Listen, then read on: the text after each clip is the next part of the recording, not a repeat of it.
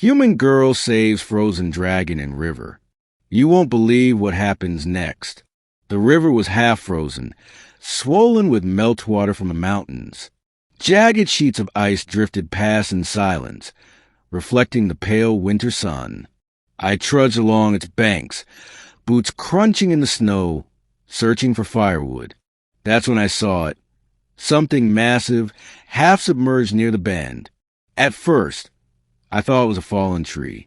But as I got closer, I realized the truth. Scales, claws, wings, a dragon, the frozen stranger. It lay motionless, encased in a shell of ice so thick it had become part of the river itself. Its wings were spread awkwardly, frozen mid-beat.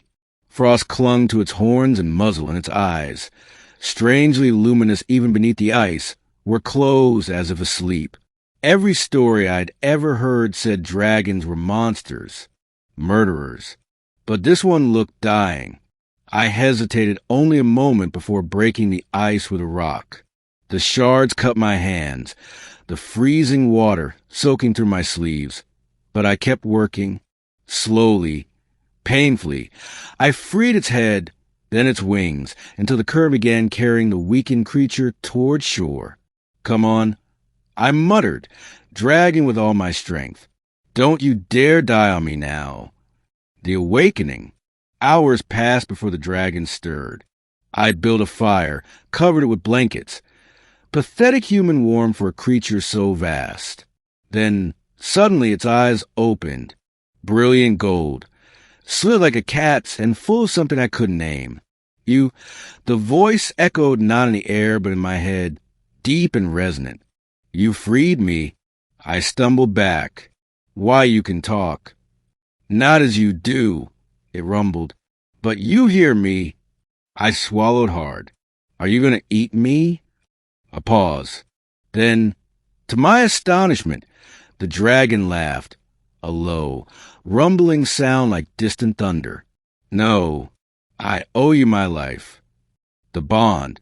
Over the next days, I nursed the dragon back to health. I learned his name, Kareth, last of the storm-blooded.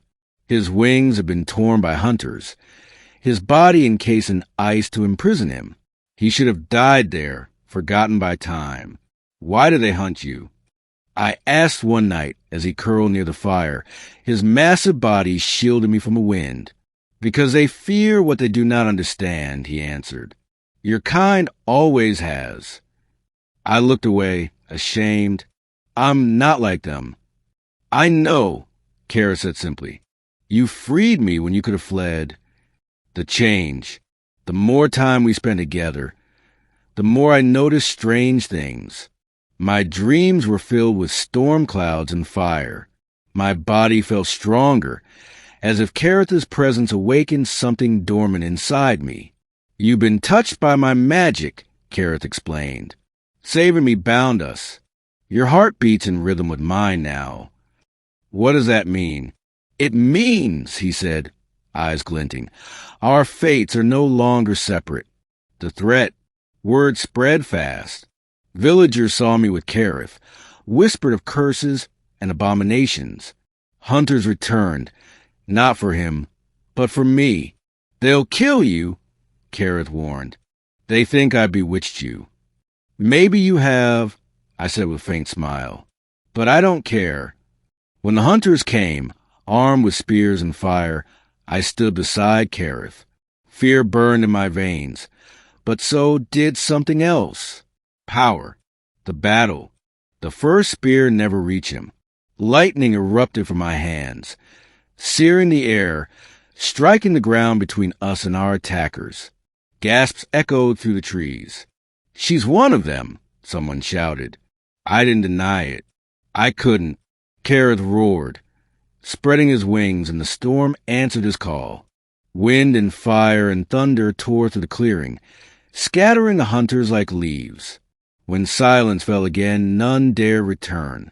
The truth. Afterward, I stared at my trembling hands. What am I? Mine, Kara said softly. Part of me now. Part dragon. I looked up at him. And what does that make us? He lowered his massive head until his golden eyes met mine. Something new. The future. We left the village that night. The world beyond the mountains was vast and dangerous, but we faced it together, human and dragon, bound by fate, by magic, by something neither of us fully understood. Where will we go? I asked as he unfurled his wings. Anywhere, Kareth rumbled. Everywhere. The age of fear is over. Let us see what follows. And with that, we rose into the storm.